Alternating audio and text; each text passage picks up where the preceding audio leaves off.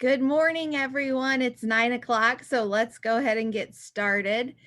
We are delighted to have such a nice crowd here for this webinar on the morning after the Super Bowl to discuss shifting from producing later to earlier maturing varieties in the Southeast. And so we've got some specialists here from the Mid-South who are going to provide some expertise. But before we get into the content portion of this webinar, I just want to go through a few Zoom logistics. So unless you're a co-host of this meeting, you're going to be locked on mute to preserve the sound quality of the webinar. But we want you to utilize the chat function to ask questions of our panelists, and then Dominic Rising and I will moderate those chat questions when we move into the question and answer section. How do you utilize the chat? I think most folks here are probably familiar with Zoom at this point, but if not, you can press on the chat if you're on a computer and type in your question. We are going to record this webinar and make it available on the NC State Extension portal. If you've got clientele that can't attend in real time and you want to share that, we will send out the link for that. And Dr. Michael Plumley, who's with Clemson University, has secured CCA credits for this event. So if you are a CCA and you want credits, at the end, you can type in your number and your name directly to Michael, and he will take care of those CCA credits. I should mention that this webinar is being hosted by NC State and Clemson, so we're excited to have y'all here. So we did a recent analysis in North Carolina of 18 years of soybean yield contest entries, and that was 877 total entries. And when you enter the NC soybean yield contest, we require that you also provide a lot of management data that's associated with those yields. And so if you look at this figure, the different shades of green are different county average yields, and the blue dot is density of entries across the region, across the state into the yield contest. And so we had a good representation from our Tidewater region, our Coastal Plain region, and our Piedmont region in these yield contest entries. And we wanted to look at the strongest predictors of soybean yield. And so we did what's called a conditional inference tree. And the single strongest predictor across all of those 877 yield contest entries of high soybean yield was maturity group, with a use of maturity group 4 or less, averaging 73 bushels per acre, and the use of maturity group greater than 4, averaging 55 bushels per acre. We have a lot of growers in North Carolina that have already shifted to producing these earlier maturing varieties in pockets of the state because of these yield benefits. There's also other benefits from price premiums from early delivery or possible harvest prior to a late season hurricane. But we also have growers in North Carolina, South Carolina, even some from Georgia that are interested in this system that haven't historically produced earlier maturing varieties and are starting to run into some production challenges we've not typically had with soybean management here in the Southeast. So some of those questions that arise: when should I plant? How does this impact my pest management? How do I protect seed quality? Should I use a desiccant? What causes green stem? These are all questions that emerge, some of which we are currently doing research on in North Carolina and South Carolina, but a lot of production areas where we don't have robust answers yet. So since we're living in this virtual world, we thought it would be the perfect time to invite our colleagues from the Mid-South who have worked with growers in the Southern US that transitioned to producing earlier maturing varieties many years ago. And so they have some insight and knowledge that they can provide on some of these questions that we frequently get here in the Southeast. So the way that this webinar is going to flow is each of these specialists we have here from the University of Arkansas and Mississippi State University are going to take 5 to 10 minutes to cover their recommendations and pitfalls to avoid in producing earlier maturing varieties here in the Southeast. And then we'll move into a question and answer portion of the panel. So we're going to kick this off with Dr. Jeremy Ross, who is the soybean extension specialist at the University of Arkansas. He's going to give some background about why the growers in the Mid-South shifted into producing earlier maturing soybean varieties, and then talk about some of his recommendations in this system. So Jeremy, I'm going to stop share right now, and we will move into Jeremy's portion of this webinar. All right. Thanks, Rachel. Appreciate the opportunity to talk to y'all today. And so I'm going to jump right in it. I think our time is probably a little limited today, and we've got several speakers to talk. So I'm going to jump right in. So this is going to kind of be, a short background on the early soybean production system, or ESPS, that some of us use that acronym, throwing it around.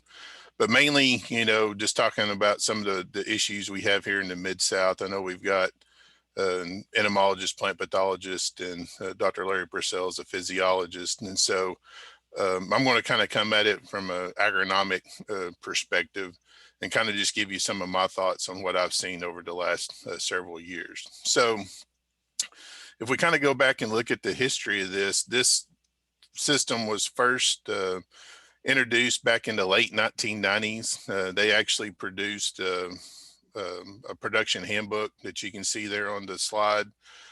This was done pretty much the Mid-South states. So Arkansas, Louisiana, Mississippi were the main drivers for this. And Dr. Larry Heatherly and Lanny Ashlock, who were in Mississippi and Arkansas, were the ones that kind of did a lot of this background data and pretty much developed this system. Mainly when we were, or they were looking at this system, that was really just trying to eliminate any kind of late season stress. And so at that time, a lot of our acreage was non-irrigated. And so they were looking at trying to shift to earlier plantings and earlier maturity groups to try to avoid some of those late season droughts conditions and heat that we typically saw when a lot of these later maturing varieties were going through reproduction. So again, mainly tried to avoid some of the late season stress, again, high heat and drought conditions when some of these group 5, 6, and 7s were starting to go into reproduction in, late June, July, and August. And so the concept was to plant earlier. Historically, back then, soybeans were planted in the May, June, some in July timeframe. And so this was looking at actually shifting, a month or month and a half earlier and trying to plant, starting in April. They also looked at earlier maturing groups, maturity group varieties. Typically back in the 80s and 90s, we were looking at maturity group 5s to 7s. And so this was kind of a new concept on looking at some of these earlier maturing varieties and mainly switching to group 4s and some of the early 5s. But in the last several years, we've actually, gone to earlier maturing varieties, looking at some late 3s. And so because of that, there are some constraints that we need to be thinking of and be conscious of. Probably the first one, and the one I probably deal with frequently, is adapted varieties. We've got several producers that are trying to do this, especially in the southern part of the state, and they're looking at varieties that are typically adapted for well north of Arkansas in the Mid-South.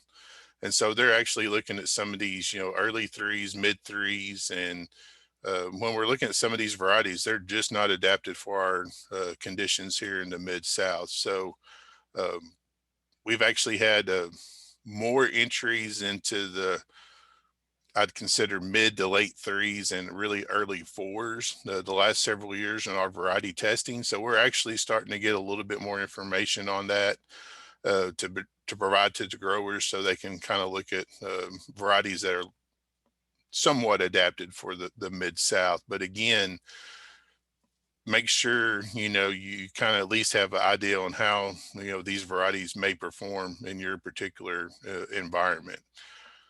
I've got freeze and frost possibility. This is not a frequent event that occurs, but back in 2007, we actually had an Easter freeze in April that affected a large portion of our acreage.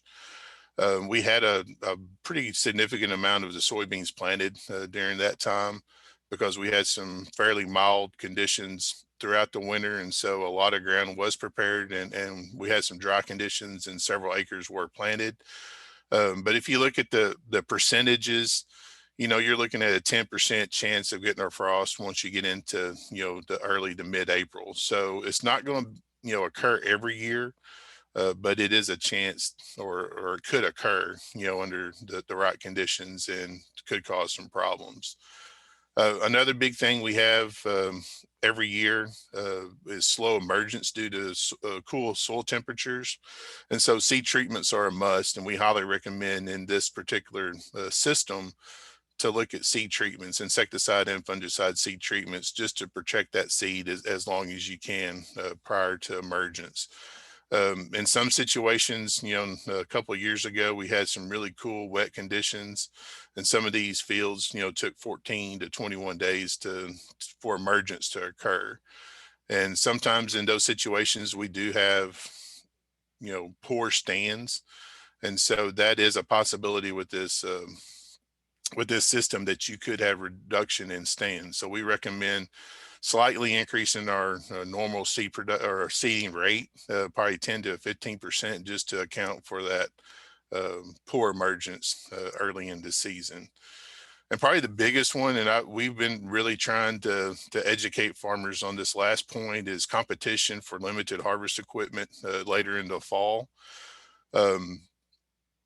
If you're switching up your planting date earlier and your maturity groups earlier, you could be in competition. And here in the Mid-South, we're in competition now with corn and rice harvest.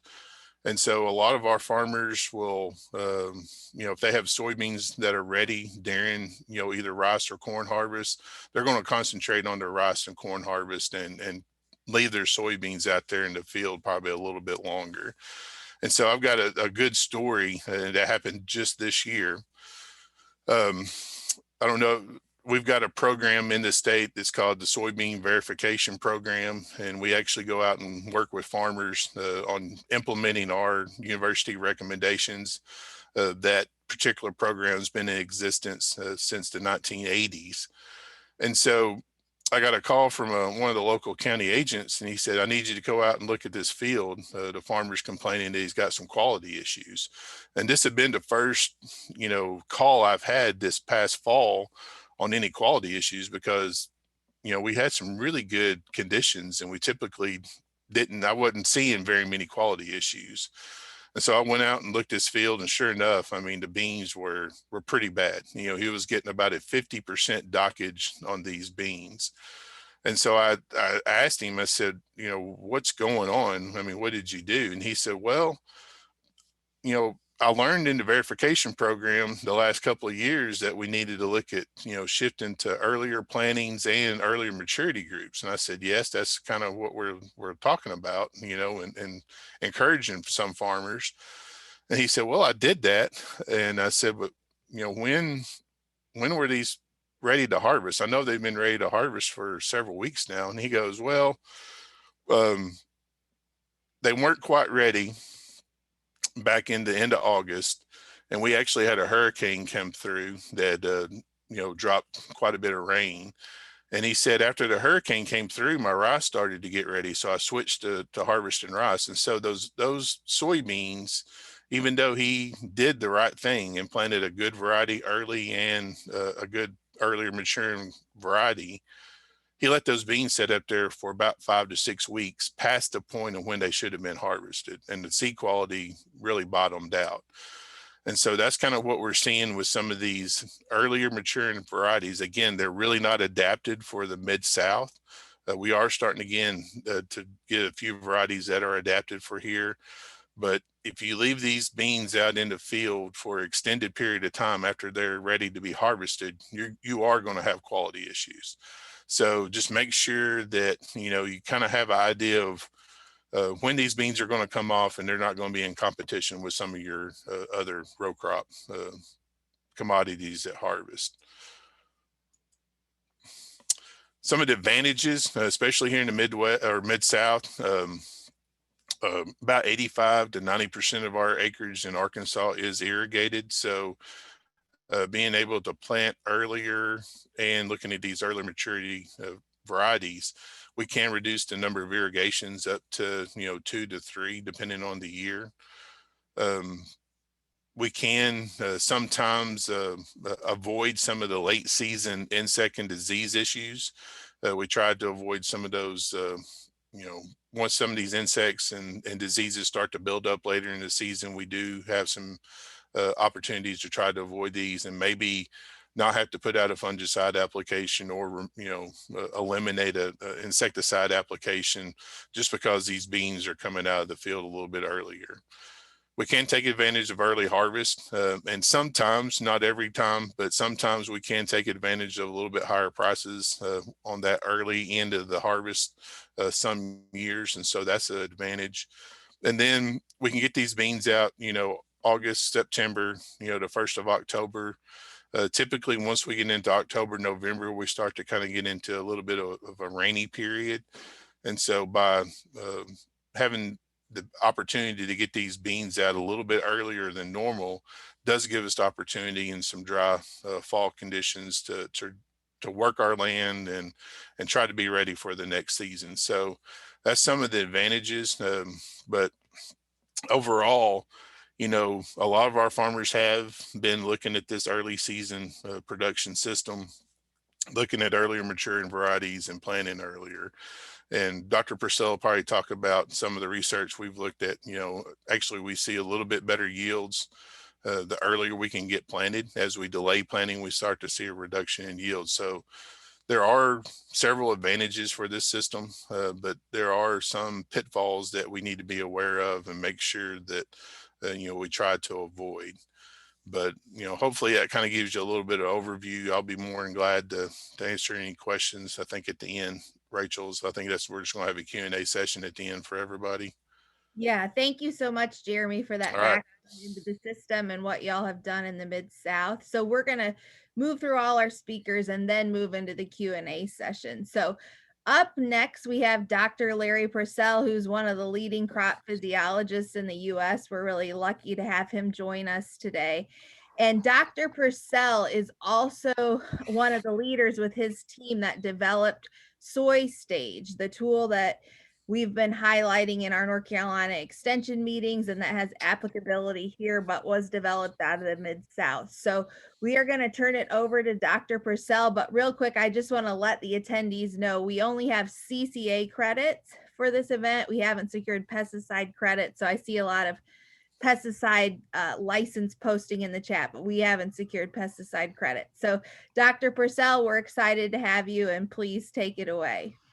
All right. Well, it's my pleasure to be with you, and thank you, Rachel, for inviting me to participate in this panel discussion. It's a real opportunity for me to share some of my thoughts with you. So I'm going to share my screen now, and here we go. So Rachel, hopefully you can see my screen. Just give me a signal for that. We all good? We're good, yes. Okay, all right. So yeah, just beginning to talk a little bit about this. Jeremy did a great job on describing the history of the early soybean production system. The work that I'm going to be talking about was a follow-up to the historical research that Jeremy spoke of, and this was supported by the Mid-South Soybean Board and the United Soybean Board. I think we began this research in 2012 or 2013. I also want to recognize two people that contributed greatly to this. let's see here. What do I got? There we go. Monse Salmeron was a postdoc that worked with me on this project. She's now a professor at the University of Kentucky. And Caios dos Santos was a master's student with me and worked closely with Monse and me on developing soy stage. He's now a PhD student at Iowa State University. So those two folks did a lot of the work, and you know, I don't want to take full credit because they're really the brains behind a lot of this stuff I'll be talking about today. Rachel asked that we talk about the top 3 things to remember about moving to early maturing varieties. And Jeremy touched on some of these, and there's a whole bunch of things that we could talk about, but the 3 things that came to mind when I was doing this presentation, developing this presentation, was early planting. Think about corn planting dates that will give you higher yields. And I'll look at some data from our research that follows up on this. A second thing is consider narrow row spacing. And you know, as we move to early maturity group 4s, and especially if we're in 3s, certainly I think that you don't want to be any wider than 30 inches. And so, you know, sometimes this is a constraint on equipment availability. Jeremy mentioned increase the populations, and I think that's correct too, that as you narrow your row spacing, you can increase your populations. This makes for a more competitive crop, decreases weed pressure, and these early maturing beans are certainly not going to get the kind of vegetative growth that you will out of a 5 or a 6, where you really want to narrow that row spacing up so that you canopy quickly, and that will benefit your competitiveness of the crop as well. And Jeremy mentioned this as well, and this is exactly right. As you move to these earlier planting dates, the ground's going to be cool. You're going to have delayed emergence, so you want to treat your seed with insecticide and fungicides.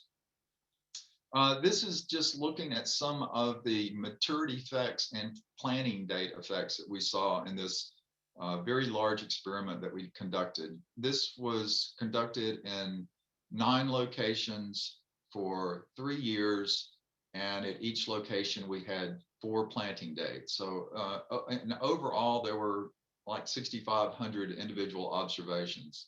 And what we're looking at here is the relative maturity group from around a 3.4 all the way almost to a 7. And we had early planting dates and late planting dates. We called anything, I believe, earlier than before May 15th an early date, and anything after May 15th a late planting date for this. And so for the early planting date, we see that we have considerably higher yields all the way for compared to a late planting date, for everything from a 3.2 all the way to a almost a 7. And the maturity groups that we have here that are filled, they had similar, yields that were not significantly different from one another. So from about a 4.0 all the way to a 5.6 in this, for these early planting dates, yields were relatively similar statistically. And let's zero in a little bit more on one location. This is at Portageville, Missouri, and this has the same latitude as Murfreesboro, North Carolina, 36.4 degrees. And in this, we're looking at maturity groups 3, maturity groups 4, 5, and 6. And you can see the planting date here up at the top for each of these maturity groups. And what we're looking at is the soybean yield, where 100% is the highest yield that we got in a particular year at that location. And so for the maturity group 3s, what we see is the earliest planting date around April the 1st, we had our highest yield, and then that declined as we delayed planting date. A similar situation for maturity group 4s. We were able to hit that 100% yield for that location, and with the early planting date, and then yields tended to decrease as we delayed planting date. Maturity group 5s, we never were able to get up to as high a yield as we did with the maturity groups 3 or 4, even at our earliest planting date. And there was a slight decline as we delayed planting for the maturity group 5s. Maturity group 6s never had more than about a 75% of the maximum yield that we saw with the maturity group 3s and 4s, but their yield potential tended to remain almost flat regardless of the sowing date, the planting date. So from this, we were able to come up with something. Well, there we go. That we could look at the optimum planting window for these different maturity groups. So for the maturity group 3s and 4, we had a relatively short period where we had an optimum window that would give us our highest yields, close to 100%, from around April the 1st to the middle of April, last week of April or so. Maturity group 5s had a longer planting window, optimum planting window, although the yield potential was not as great as the maturity group 3s or 4s. The maturity group 6s never really attained more than about 70% of the 100% yield that we saw with the 3s and 4, but they had a much, much wider optimum planting window. So we not only collected a lot of yield data from these experiments, we also collected a lot of plant growth stage data for this huge experiment.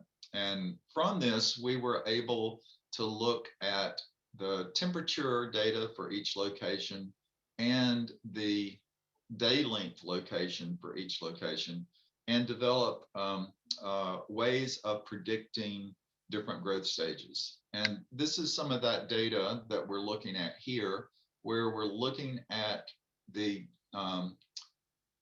development stage for flowering, the day of the year that flowering would occur versus the observed day of flowering. And so the solid line here, if we had a perfect fit, all the data would lie right on this solid line. But we can see that it's really quite close. The average difference between the predicted and the observed was like 1/10 of a day.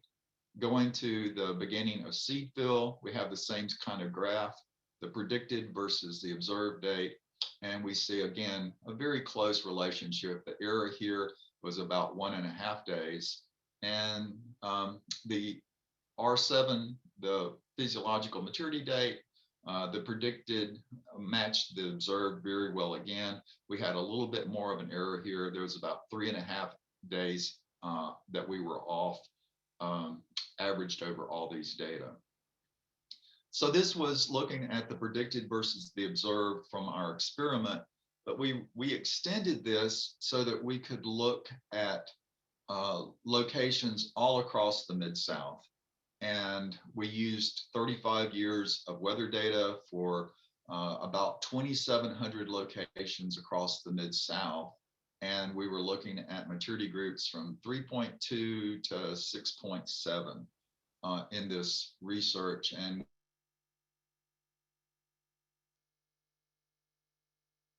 using a website that we call SoyStage. So I want to go to that now, and if this will pull up, SoyStage is open for anyone to look at this website, soystage.uark.edu, and let's click on here, and we should be opening. Well, it's not letting me open. Oops. We got a little bit of a technology problem here. So I am going to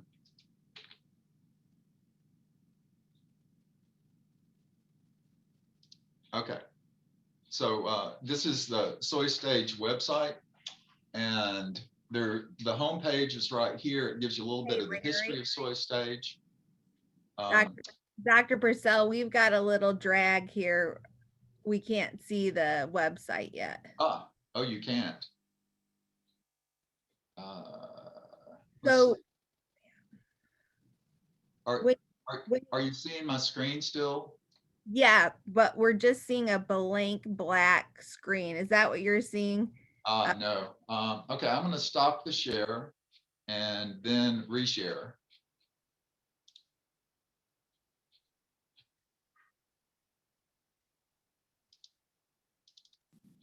Okay, you see soy stage now? Yes, we do see soy stage. Okay, all right. So this is the original research area that we focused on in the Mid-South, and we can zoom in a little bit using soy stage, and wherever we put the mouse, we have different emergent states that are shown here and different phenological stages here. So this is looking at an emergent state of March 14th. And if we go to the Little Rock area, it shows that gives an emergent state of 314. The predicted date of R1 is May the 1st. And then it also shows that there's a freeze risk of 95% given this emergent state. So, you know, we can change the emergent state on weekly intervals, and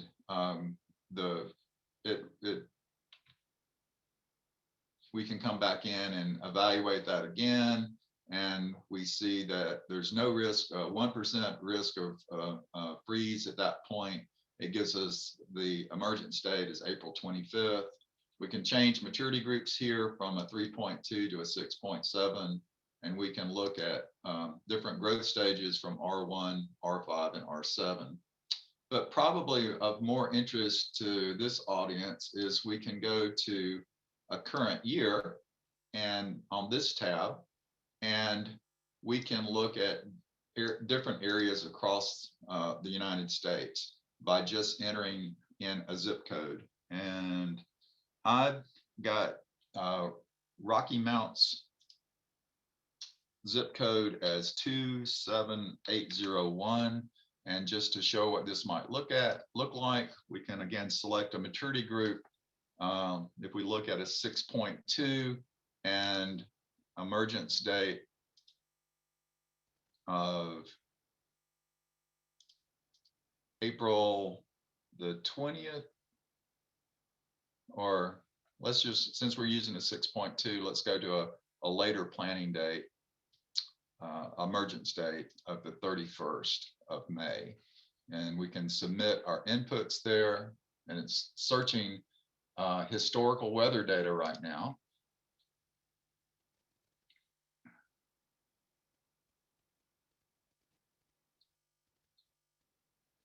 And so it shows the 30-year projection of what we would expect with for Rocky Mount given this emergent state. And it shows that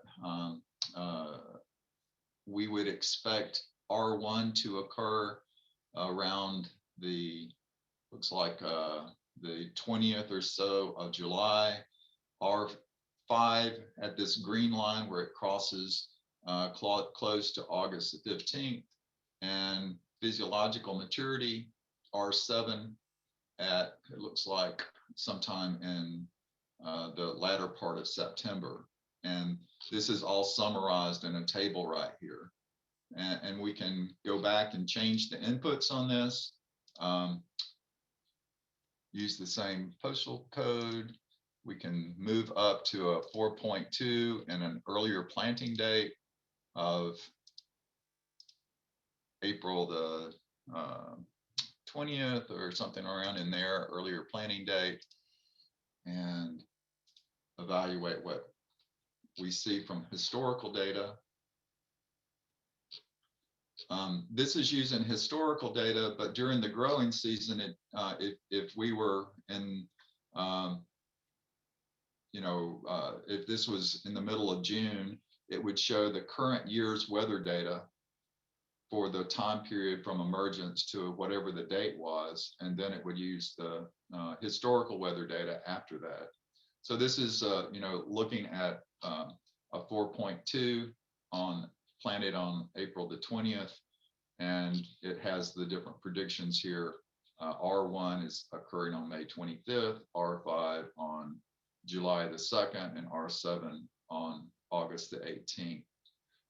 So that is, a tool that's available that will give some ideas about what you could expect for your location using historical weather data, and also the current weather data for that year.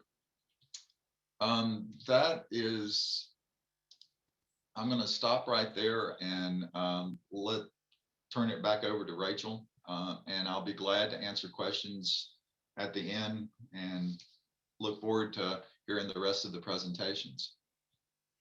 Thank you, Dr. Purcell. We are very excited about the potential applicability of that tool here now that you've added the current year function for zip codes across the US. And I'm sure there will be some more questions about that. But let's move into the pest management aspect of this webinar. One of the areas where we really get a lot of questions as our growers shift to producing earlier maturing varieties is on pest management. So we're first going to turn it over to Dr. Tom Allen, who is a pathologist out of Mississippi State with experience in this system, to talk about some disease and nematode management considerations. Thanks, Rachel. I think nice job putting this together. And I put some notes together instead of doing slides for y'all, and definitely have pulled from what some of the previous presenters have talked about to try and at least help, at least from where we are down here in the mid-southern United States, and how we consider a lot of these pest issues that are not only becoming recurring situations, but certainly seem to be raising additional questions in some parts of the country that I think are not necessarily accustomed to running across things like green stem or overall grain or seed quality at the end of the year. But the first thing that both Jeremy and Larry really mentioned was seed applied fungicides or seed treatments. And I'm a huge proponent of not skipping that. And I know, depending upon how your budgets are and your economics, I get a lot of questions as a plant pathologist about skipping fungicides for seed treatment purposes. And I usually respond with, if you're going to skip a fungicide, don't skip it at the beginning of the season. That's something that we can talk about later in the season, depending upon what happens. And really, what I try to suggest to our farmers in Mississippi tends to be, focus on what seed applied fungicides are being provided on that seed, and see if you need to supplement that, or see if there's a way to maybe reduce some of that input cost. And what I try to suggest to people is, focus on a seed applied fungicide that gets you good water mold or pythium control. So that would be methanoxam or metalaxyl. And the only reason there's two products that I mentioned there is they're near isomers of one another. So they're very closely related. They're historical products, and they work really, really well on things like pythium.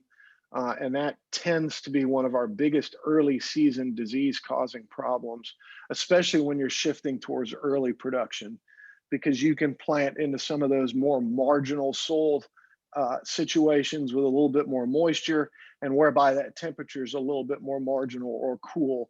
So having something there is going to be beneficial to help manage some of those organisms that tend to prefer saturated or moist soils, or in situations where the temperature drops and you end up with a rain right after you plant. The other product, or at least class of products, that I would suggest is use something that's real broad spectrum. Something like azoxystrobin is a really good seed applied fungicide, gets you good rhizoctonia control, and does a good job with some of those early season issues that are at least soil borne. I'm not going to talk about a lot of the seed borne issues because that adds a tremendous amount of complexity from a seed applied fungicide standpoint. And then the one last thing I do want to touch on, and this has certainly become a bigger question over the last few years, is, do I need a seed applied nematicide? And usually what I suggest to farmers is, okay, do you have a history of nematodes on your farm? Have you done any soil testing? Do you have any information that would suggest you have a nematode problem? And with that said, if you're talking about planting into any soil class that has a tremendous amount of clay component, nematodes are not going to be an issue. They're a lighter soil class issue with sandier soils or soils that tend to be really high in silt loam or silt components. Those are your nematode soils. And then a lot of that, you really can lead that conversation, or at least determine maybe which fields you need to test or where you need to conduct some testing in those fields, depending upon what your historical rotational component has been. Or you can look at yield maps to at least get an idea as to where you might have a nematode issue. But like I told a really good consultant friend of mine last week, you cannot just rely on an EC map or a Veris map or a yield map to tell you where nematodes are. You unfortunately have to stick a probe in the ground. And a lot of people don't like to do that. And I know that those soil samples cost you a little bit of money, but at the end of the day, if you think you have a nematode issue, you really need to head that off at the pass, focus on soil sampling, and then make a decision as to which seed applied nematicide or even an in-furrow nematicide might be most beneficial. Variety choice, I get a tremendous amount of questions as a plant pathologist, and I spend a lot of time throughout the growing season looking at different varieties and their responses to some of the more common disease issues, at least in Mississippi. The one I do want to point out, if you're making a variety selection, make sure you plant something that has resistance to the southern stem canker fungus.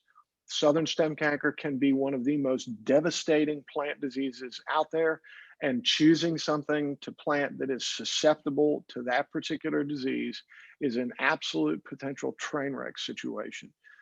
So pay really careful attention to varieties that have been tested within your state or your region, and make sure that you're looking at any of that disease information that's on there and how they suggest that will respond to something like stem canker, and only choose the ones that say R.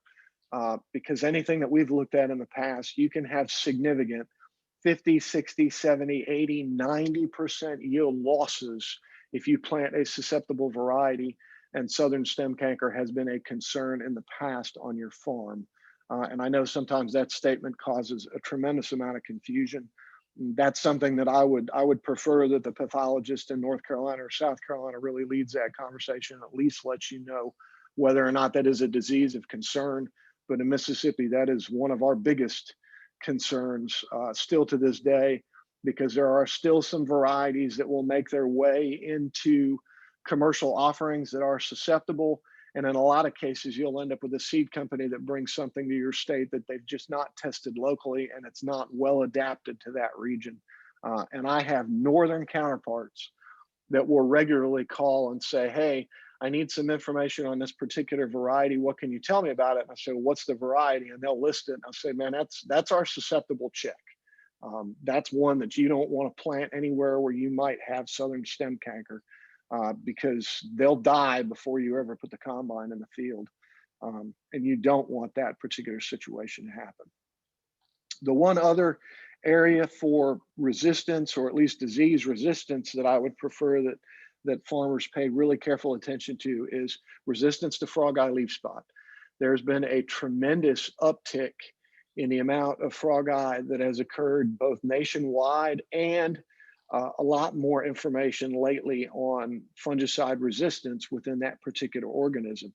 Making sure you plant something that has a good resistance package or traits available within that variety that will confer resistance to frog eye leaf spot will be a lot easier than attempting to scout it and then make a fungicide decision at a point in time that sometimes it ends up being too late. So make sure you're planting something that's frog eye resistant, even if you're in a situation where you're planting first year soybeans. That can be a particular foliar disease that can be moved on seed. And that's not something we spend a lot of time talking about, because if you want me to get the seed companies riled up, that's a conversation we could continue to have. And that's one of those little murmurs in the back of the room that a lot of plant pathologists are kind of talking about amongst ourselves. And we don't do a lot of public conversation about that, but there is a potential for that particular organism moving on seed. The one thing I do get and still to this day, probably my number one question in soybean production systems tends to be, should I make an automatic fungicide application? And we have done in Mississippi work that dates back to about 2003, if not a little bit before, on automatic fungicide applications at lots of different timings. We've done things at early flowering. We've done applications at R3, R4, R5, R6, R6.5. And the bulk of the data in some of those situations suggests that a pretty substantial percentage of the time you might, and I would like to stress the word might, you might have an economic benefit from making that foliar fungicide application at a specific growth stage. The problem there is I think a lot of people expect that they always end up with an automatic yield benefit from that, and that is just not the case. So what I would suggest is, urge your plant pathologists in the state of North Carolina or South Carolina or in that region to start conducting trials if they have not done that in the past, and really let them drive that particular conversation, because I have very mixed feelings on that. And I know that in Mississippi, we have done an awful lot of reliance on automatic foliar fungicide applications that I think at this point has gotten us into some issues with some developed foliar fungicide resistance within specific organisms, and that is going to be problematic for the future. And certainly from an integrated pest management standpoint, making a foliar fungicide application just based on an automatic growth stage goes completely against any integrated pest management type suggestions, especially when there's no disease present in the field. Now, the last two things I do want to touch on quickly, and I know came up in some of Rachel's comments and some of those initial slides, and then from some of the previous presenters have talked about, at least from what I recall, green stem. We have lots of questions about green stem, and I think the easiest way to really talk about that is there are a lot of situations that can result in green stem. You can have environmental components, which I know a lot of people can't stand when scientists say, well, that could be environment that causes that. There is a tremendous amount of compounding issues that result from high temperatures at night during specific growth stages that may result in the production of green stem. There are tremendous differences in variety responses and how much green stem may occur in some varieties over others.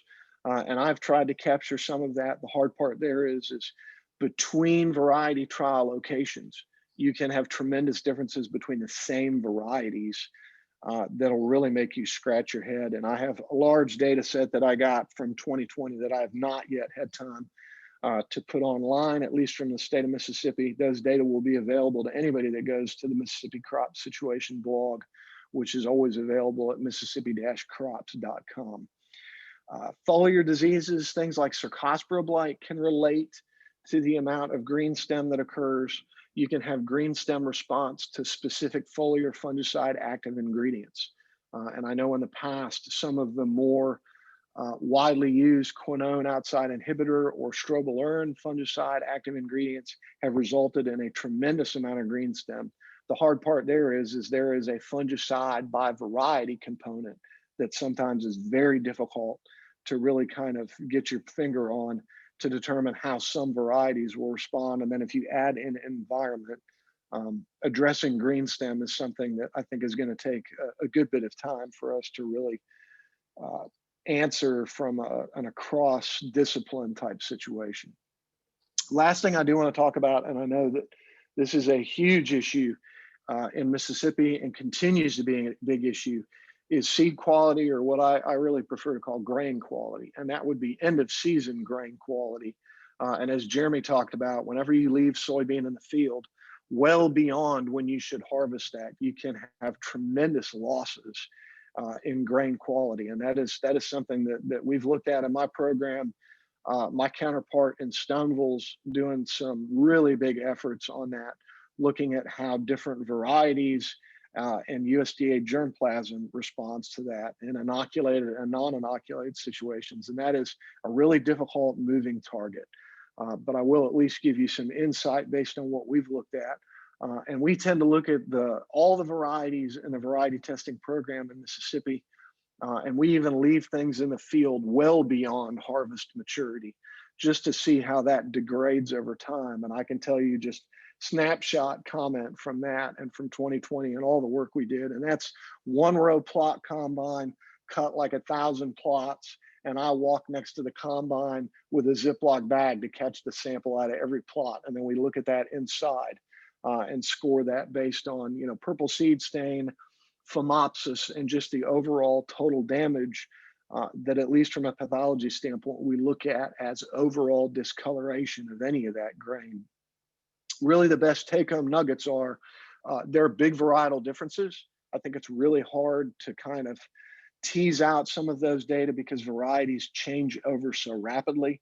The one thing to note is maturity group 4 soybean varieties tend to not weather in the field near as well as maturity group 5 varieties. That's been known for the better part of a decade. And that's one of those things that if you plant a mix of varieties or even a mix of maturity groups on your farm, harvest the maturity group 4s as rapidly as possible after physiological maturity, because leaving them in the field can produce nothing but a tremendous amount of heartache. And the other take-home message is soybeans that tend to have gray pods don't weather near as well as soybean varieties that have red pods or any of the other colors. Not exactly sure why that is, but again, that's been known for well over a decade.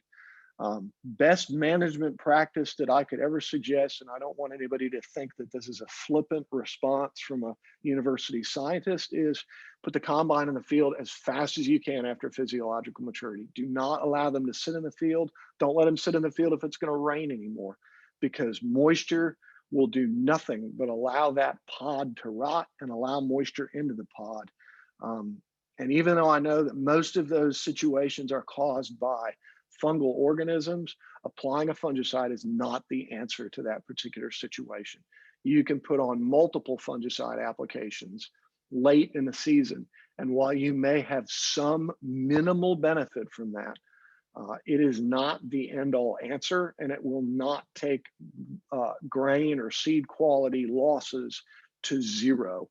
And in most cases, in a lot of the work we've looked at, they're not economical fungicide applications at that point, because you're attempting to rescue something that's just going to degrade more rapidly over time once degradation has already started. And I would like to add just one last thing. I'm going to have to log off and jump on my phone here in a minute. I have to take my wife to rehab. She broke her leg about a month ago. So I've been playing Mr. Mom and research extension scientist from home for the last month. But, hey, thanks again. If you come up with any questions, feel free to track me down. My contact information is probably all over the internet at this point. All right. Thank you so much, Dr. Allen, for touching on those points. That green stem, how does fungicides impact seed quality? Lots of things that our growers have questions on. So thanks for being with us. And we are going to round out our presentation component of this webinar by hearing from Dr. Angus Catchot, who is an entomologist, an extension specialist at Mississippi State University, recommended by our own Dr. Dominic Rising. So we are excited to hear about the insect considerations of this system. Good morning, everyone. Glad to be here. It's been real good so far. It's made me think of a lot of things. I'm not going to show any slides, by the way. I'm going to hit on a few things and back up a few things that I've heard here. Looking at that very first slide, Rachel, that you showed, where you went back and took all your data from North Carolina, and you realized, I guess, from all these trials that y'all have looked at over a number of years, that your earlier maturing varieties, on average are yielding significantly higher than your later. And I think that y'all are right now, you're in that first step phase, and that's where we were years ago. One of the things that going forward, though, I think we need to really key in on and remember as we do this, because we had a lot of people on here from North Carolina and other places, and most of your speakers here, we are from the Mid-South region, but it's real important to know that the things that we're telling you will likely hold true to some effect where you are. However, there may be huge regional differences, and I'm going to talk about some of that. And that's the stuff going forward that I think y'all at NC State and other areas up there are going to figure out. One of the things that's really neat about this early planting soybean system, though, it's not something you can go in at alone. And what I mean by that, especially from the academic side, you can't just run, doing all this research as an entomologist. You have to pull in the agronomist, the plant pathologist, the physiologist. You got to figure out this system and all the components of it and how you can work together, because you don't want to do something just to manage bugs, for instance, from a plant and early standpoint, if it's going to cost you in another area. So all that stuff has to be weighed, and that stuff I think y'all will figure out going forward. But one of the things that I've said, if I've said once, I've said it 1,000 times in my career. In our system, the absolute best insecticide that you can have is planting early. We avoid so many of our major insect soybean pests just by simply planting early and outrunning them. I mean, you just can't imagine. That is by far our biggest advantage from an entomological standpoint, is simply avoidance. And we'll talk about a few of them, those things here today. But for us, we really, there's all kind of pests that eat soybeans. It's a fun crop to work. But year in and year out for us, there's three that I think about. And these may flip in their importance in a given particular year, depending on the year. But it's going to be stink bugs, probably soybean loopers, and bollworm or corn earworm. I mean, that's going to be our big three. Now, we're always going to dabble with some other things and have an occasional pest, bean leaf beetles, you name it. Something else is going to be in that system, maybe velvet bean caterpillars, and in other years it may be something else. But year in and year out, the big three that I think about from a yield loss standpoint is going to be those three. Stink bugs get a lot of our focus, and we'll probably talk a lot more about that today. But one of the things that we've realized a long time ago within the early planted soybean system, there's going to be dates I think you'll figure out in your area that work best for you. We've done a lot of studies in cooperation with our soybean specialists where we've looked at group 4s and group 5s over a really broad planting date. And for us, what we've determined, or what we have come up with, and other research is really almost identically mirrored it for Mississippi. For us, that sweet spot, taking insects out of the equation, but simply from an agronomic yield standpoint, for us, about April 15th, give or take 5 to 7 days, is our sweet spot on maximizing yield within a given variety. In fact, every day after April 15th, on average, we lose, just simply from agronomic reasons, 0.4 of a bushel per day. And that's based on some stuff that we've done over several years across planting dates all the way from mid-March until mid-July across multiple varieties and also multiple maturity groups. But that is our sweet spot. So we know starting somewhere at that point, that's where we're going to maximize our yields. Anything after that, not saying that you can plant all your beans then, I realize you can't, but that ought to be our target, and that's what our soybean specialist talks about a lot.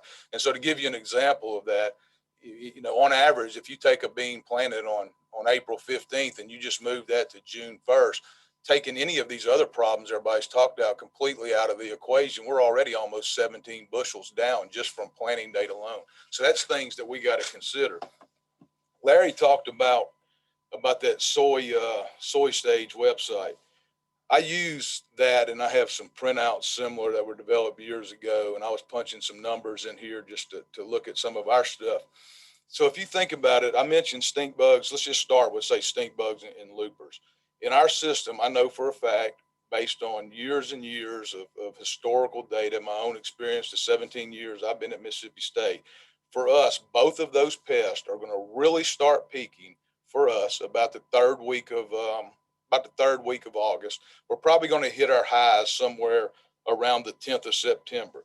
So thinking about when a particular variety at a particular planting date is going to come off, if that's something you are wanting to avoid, you can completely miss those late season buildups of those pests simply by planting early. Another good example, if you think about corn earworms for us, I know if I plant a bean somewhere around the 3rd, 4th of June, say a mid-group 4 indeterminate variety, I'm going to hit an R2 somewhere, and his data will show you this on the soy stage. I'm going to hit R2 somewhere around the 10th or 15th of July. Now, why is that important? For us in our state, that's when our bollworm flight typically peaks. So I know on that planting date, I know going into this thing, the likelihood of me having problems with bollworms will be more targeted to when I hit peak flower if it lines up with when bollworms are coming out of corn. So there's so many things, you know, that you can consider here from an insect standpoint, that simply planting date plays just a huge role in this. It plays a massive role in this.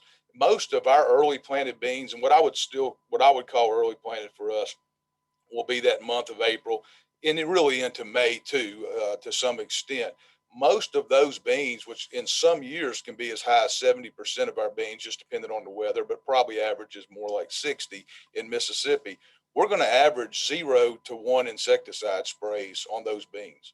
As we start moving into, say, May 15th to probably first week of June or so, those are going to average probably 1, maybe 2 sprays. When we start really moving into what we call wheat bean arena, 6/15, you know, May 15th, June 15th rather, you know, even up to close to July 1, that's when we're getting in those situations. We're going to average somewhere maybe 1 to 3 applications. So planting early maturing varieties can have an absolutely huge impact on insect pests, because if you think about this, as the season goes on, I mean, they're simply building in numbers. So as the people that are planting early are taking those early planted group or indeterminate beans out of the system, all those insects, particularly stink bugs, I mean, it's just narrowing it down. They're moving to the next green patch.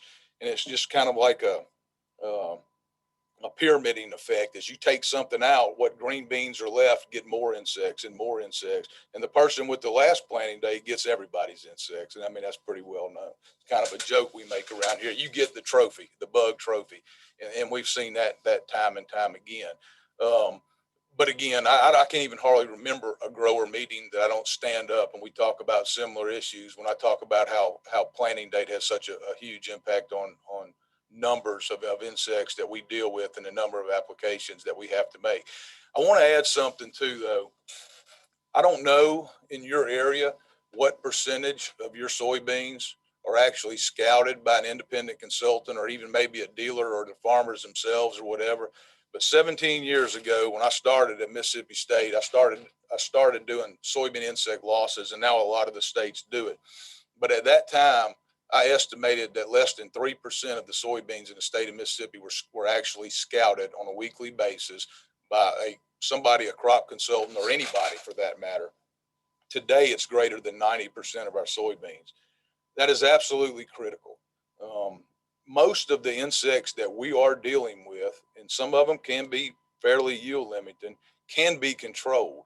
But if you're not out there or somebody is not out there, it don't matter what your biggest plan is or what you plan on doing going into that year.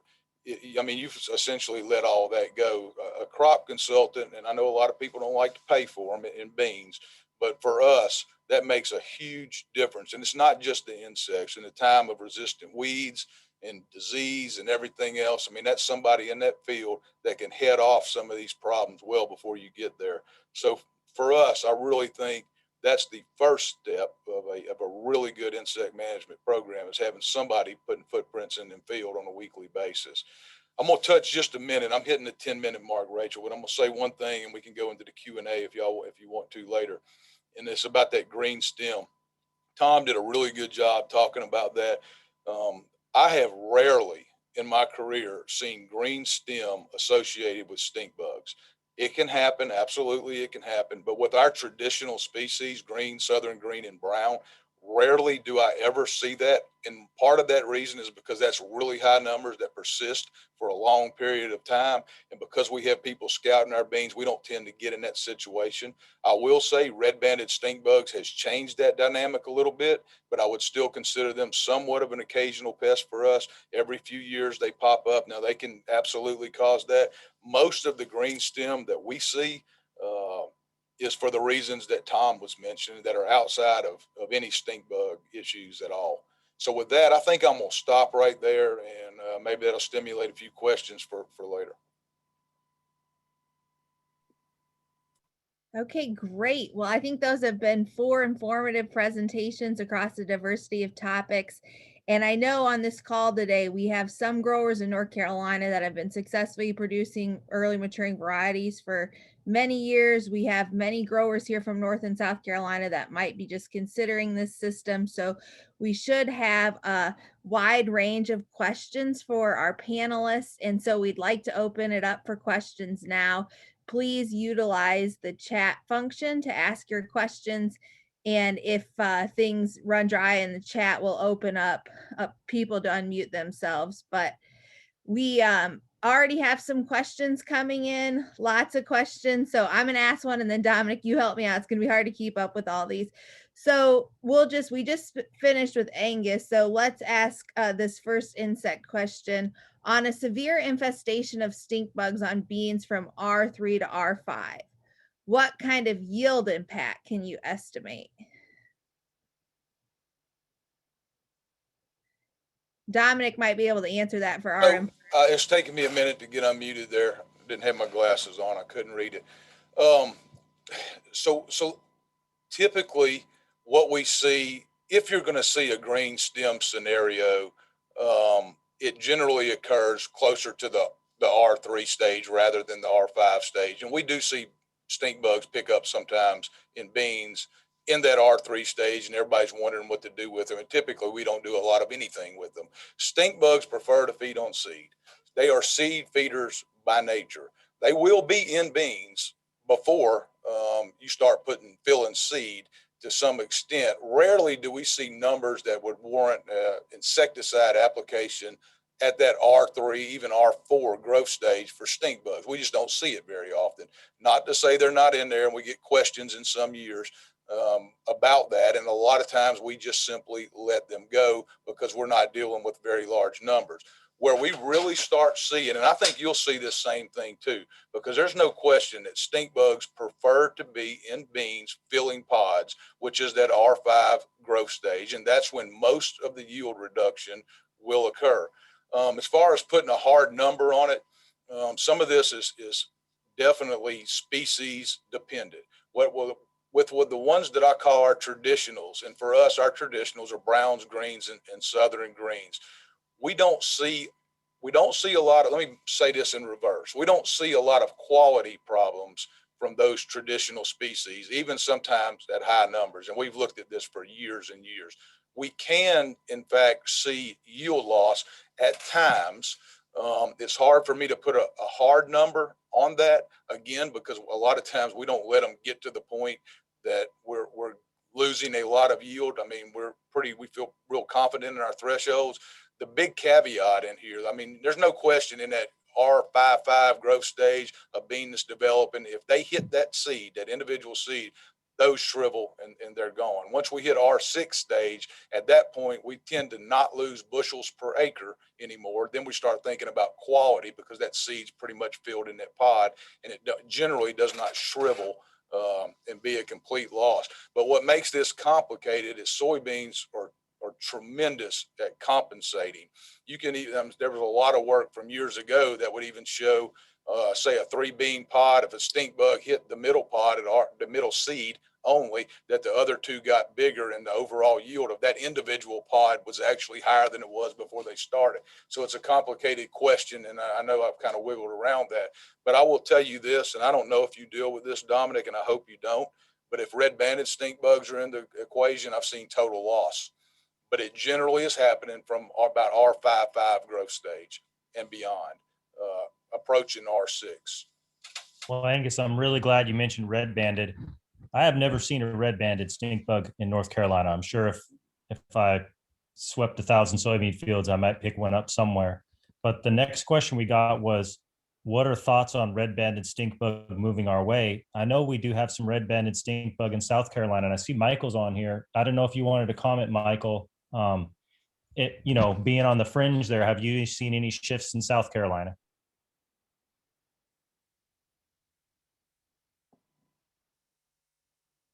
I can get unmuted.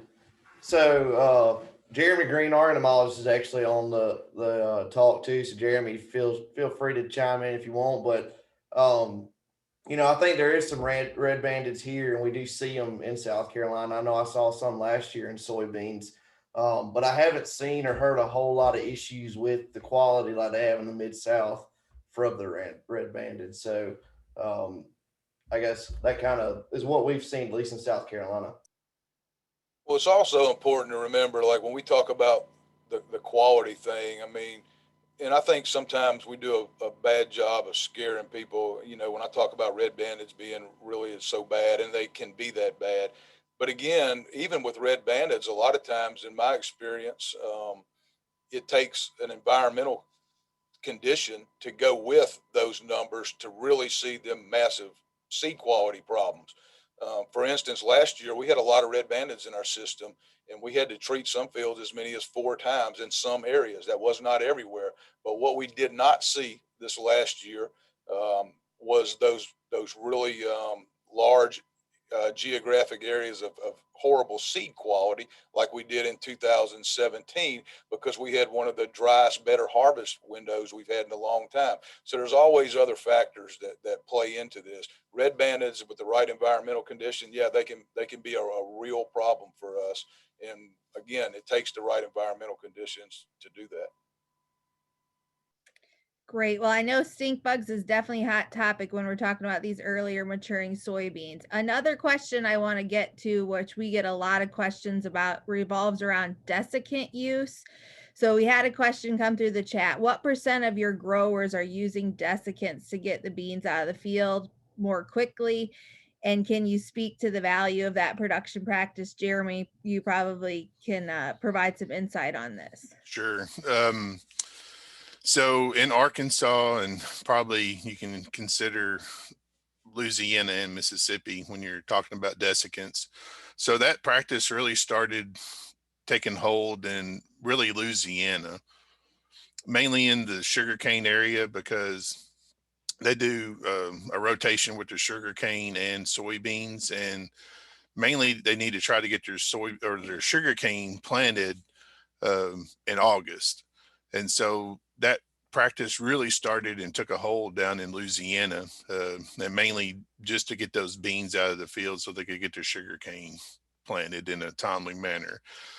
And so it's kind of worked its way out of that area in southern Louisiana. And so we've got a lot of producers that do put on a harvest aid.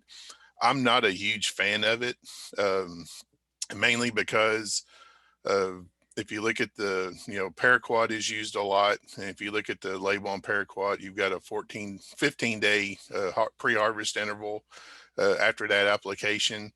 And most of the time the soybeans are going to be ready, within that 2-week period.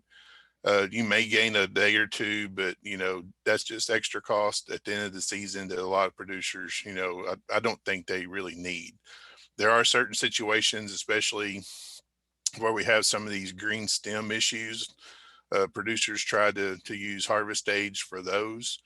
In some of those situations, they really don't work that well, just because you don't have the leaf material that catches the harvest aid, and those stems are really not going to dry down with paraquat, mainly just because they're hardened off, and you just don't get the herbicide on the stem enough to really cause much of an issue.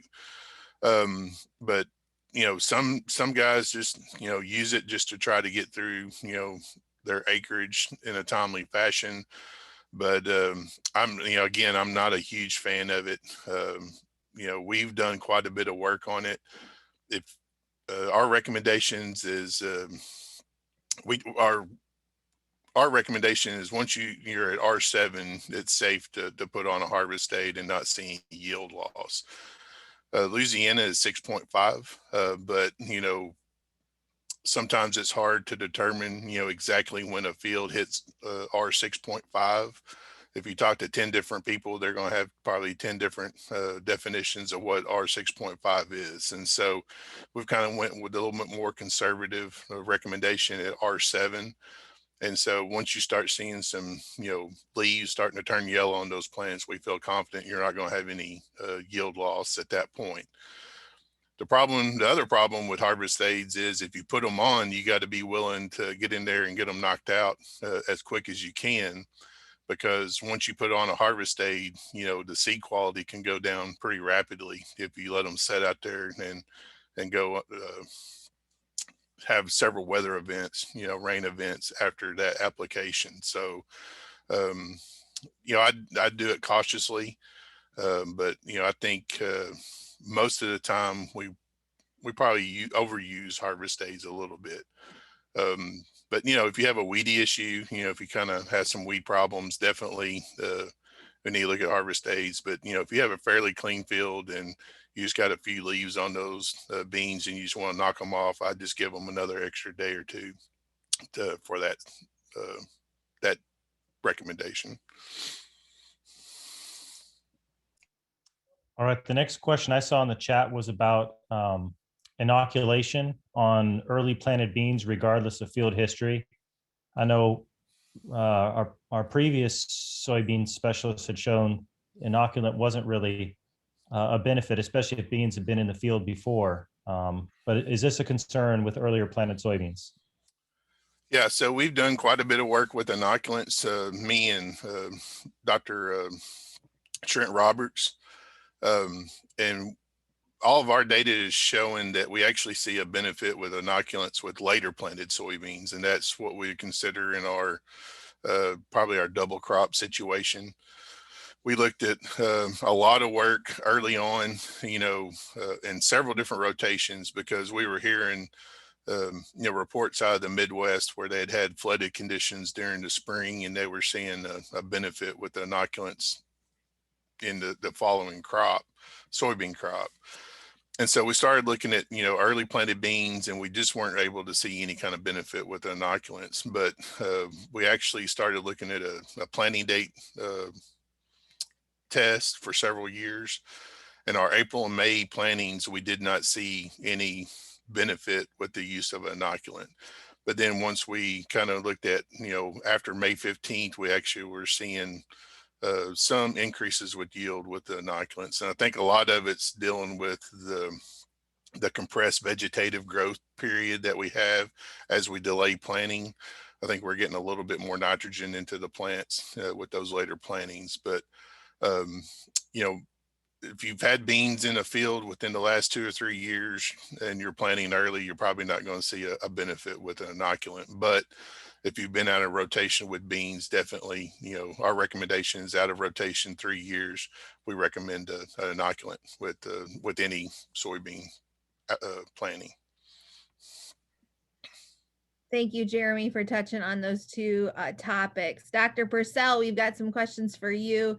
So first question, did the planting date graph show that even though maturity group 4 had a steeper downward slope, the tail still remained above the maturity group 6? And on the tails of that, I'll also ask you to talk about late planting of indeterminate varieties, because we're getting more questions about planting later maturing varieties, even in a double crop, or earlier maturing varieties, sorry, in a double crop situation. And I don't even know if your graph talked about that. So if you can touch on those two questions, that'd be great. Well, let me make sure I understand the question. So the first question was for the early, the maturity group 4s, 3s and 4s, they showed a sharp decrease in yield as planting was delayed. The maturity group 6s, 5s, and 6s never had as high a yield regardless of planting date, but their decrease with delayed planting was less. So was there something else I may have missed? Yeah, I think the individual just wanted clarification that even at the late planting dates, your data showed that the 4s still out yielded the 6s, even at the late planting dates. I can pull that up, but essentially what happens is they kind of converge. As you move to, early June planting, what we saw was that the maturity group 4s had similar yields, closer yields to the maturity group 5s and 6s at that point. Let me just pull that up and we can look at that. Whoops.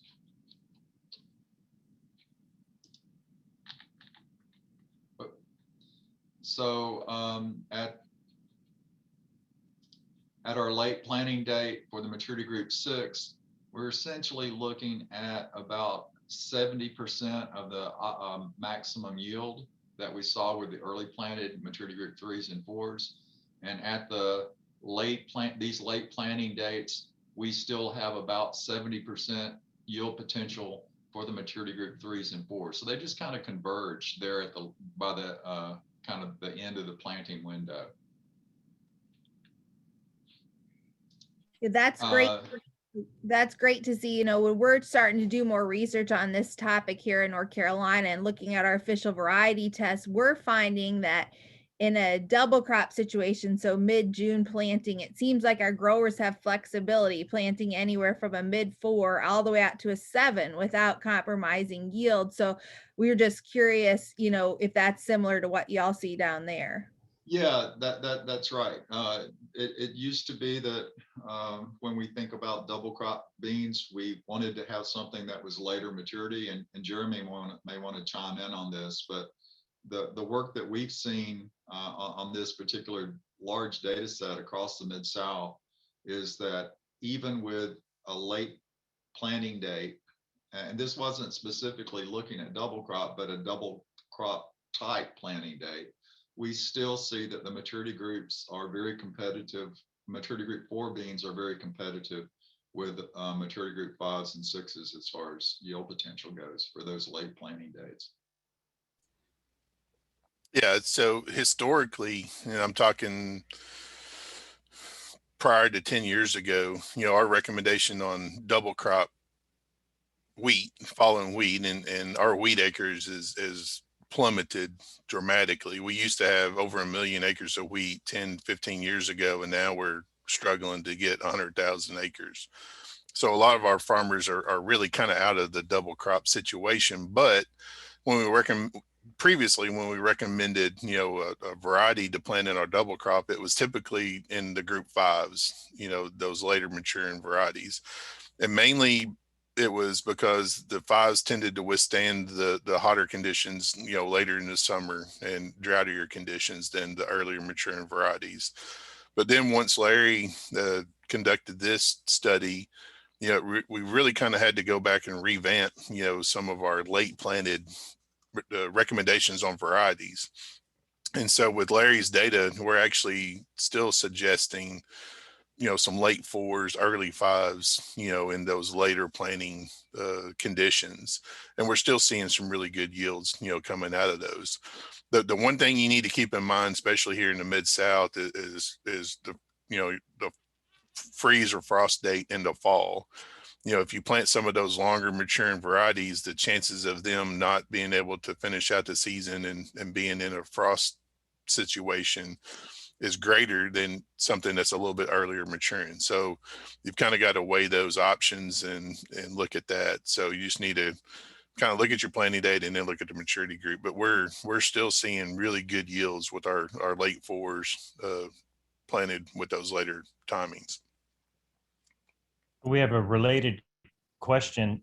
It sounds like most of the data you were showing on the indeterminates early was from group 4s. They wanted to know if your growers planted any group 3s. Yeah, so we've got some that are playing around and planting late 3s.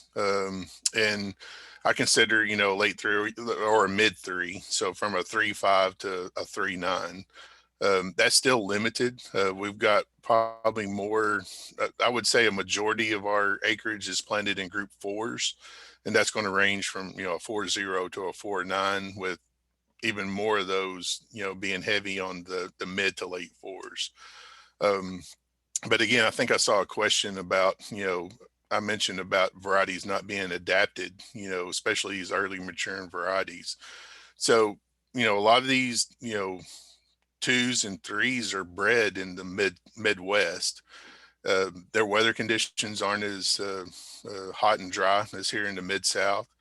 And so, you know, you bring a 2 or a 3 down here that's been bred in milder conditions, sometimes they just don't stand up, you know, to our little bit harsher conditions in the summer.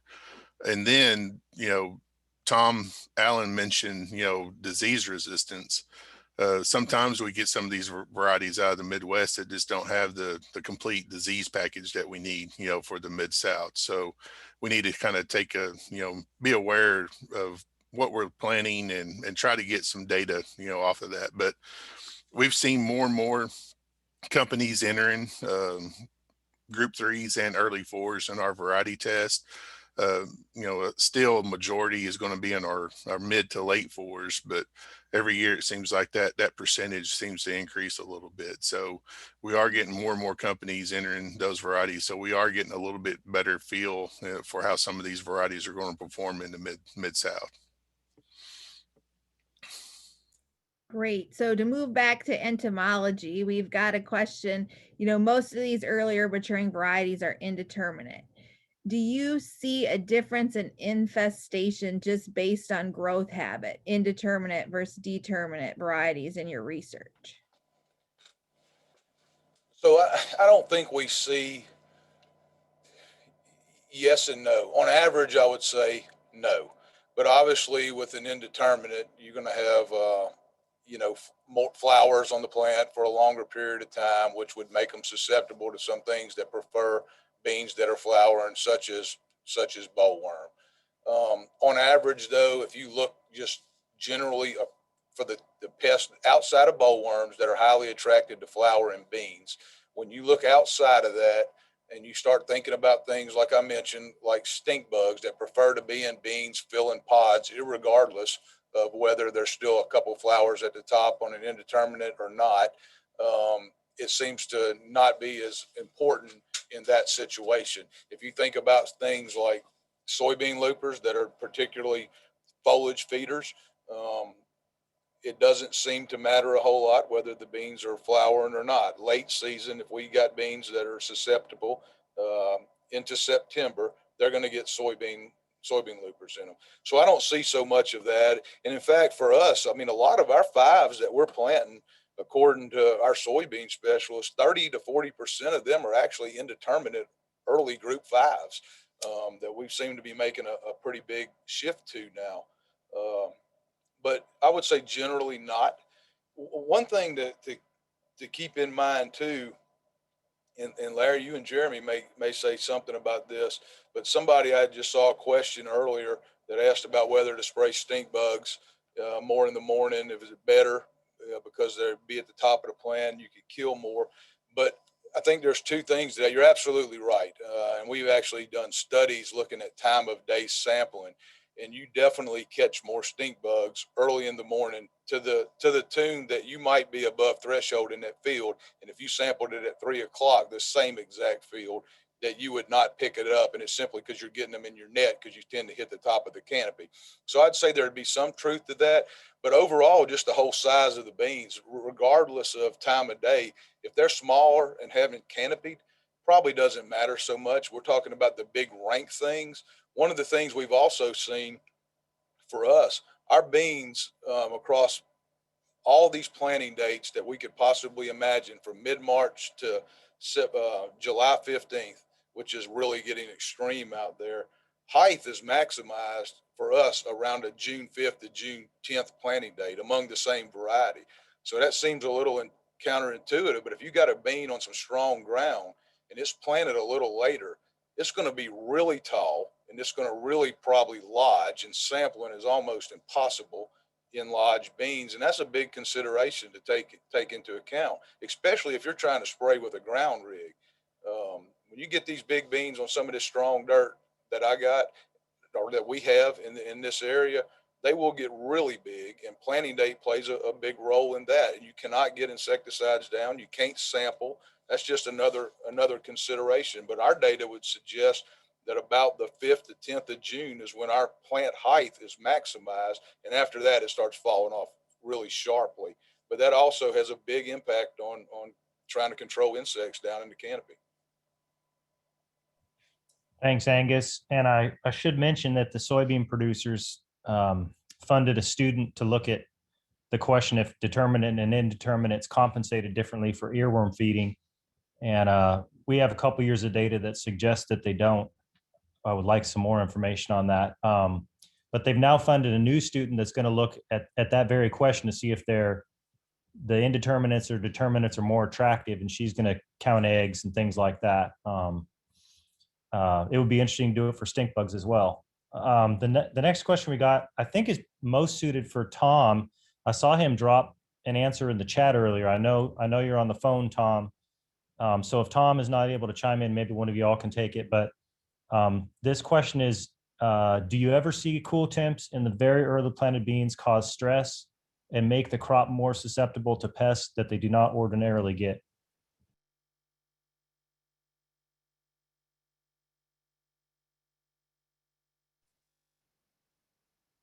I was giving Tom a minute. He may not be on.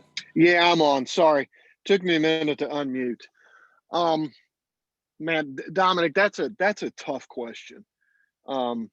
Because we get a lot of questions in Mississippi about, do herbicides in some instances maybe add to the seedling disease pressure that occurs? And it's really hard to wrap your mind around that without saying yes and no. I think you probably can, but that also, and I hate to dance around a topic, but there are situations where seedling diseases can either outright kill the plant or slow development down. And at least in our production system in Mississippi, you'll end up with what we typically refer to as non-lethal Pythium. And that can delay the plant and even affect flowering and pod production. But typically, when we have a situation where there's a large area of that within a field, you're talking about a replant situation. And I refer every single one of those replant situations to the agronomist, because I'm usually not comfortable saying one way or another to do that, because then you end up with a whole additional host of questions there that typically relate to how much does that 2-week or 3-week delay or whatever was impact overall yield at the end of the season. So that's really a boots on the ground. You've got to look and do some counting and see how many plants you're going to have per acre that may remain if that's what ends up being the issue. That's not something that's easily answered at this point in the year. And it kind of depends on what the environment does. And I hate to refer back to that whole scenario, but that really does influence an awful lot of the decisions we make once we kind of start walking field shortly after planting. Thank you, Dr. Allen. I think Dominic and I will each ask one more question in the interest of time for our panelists. I think this one's best suited for you, Dr. Purcell. It came in a direct message to me, but I think it's a good question. So in North Carolina and South Carolina, very few % of our acres are irrigated, maybe less than 5%, whereas there's a lot higher percentage of irrigated acres in the Mid-South. So do you anticipate any implications or things we need to look out for with this earlier maturing system in our environment, since we largely don't have the capacity to irrigate? Yeah, that's a great question, Rachel. I think that, and Jeremy may want to chime in here. I think that on droughty soil, on sandy soil, that you may have limited soil water storage capacity, that you may face greater yield declines with an early maturing bean than you would a later maturing bean. The whole season is compressed for these short season maturity groups, and when stress hits them, my observations have been that, and I say observations because I haven't collected data on it, that they can really get dinged pretty hard. With a later maturing soybean, if you're talking about a 5 maturity group 5.5 versus a maturity group 4.0, you have just a longer reproductive period. You're spreading your risk out a little bit more with being able to capture rainfall that may occur later in the season and spreading that out a little bit. So I think that there is some risk there associated with it. And, you know, one of the things that may be helpful to look at is just looking at historical weather data for different regions and being able to quantify, being able to determine what the risk is of drought at different planting dates and throughout the season. That might be a helpful exercise. Thank you. Yeah, we definitely have the less consistent weather patterns than you all do in the Mid-South. Like we don't have this dry August period. You know, often late August and early September are our wettest times of the year. And so appreciate your comments about weather. I didn't see any other questions in the chat, Rachel. Okay. Well then, if we've missed any, I've got some direct messages here, but if we've missed any, we will follow up with the individual specialists and try to get an answer to y'all. But on behalf of Clemson University and NC State and all our growers and clientele that were able to attend today, we want to thank our panelists for their time. Very much appreciate your expertise on these topics, and we've gotten a lot of positive comments so far. So thank you very much for your investment in our webinar today. Thank you. It's been a pleasure. Thank you, Rachel. Absolutely. Thank you all.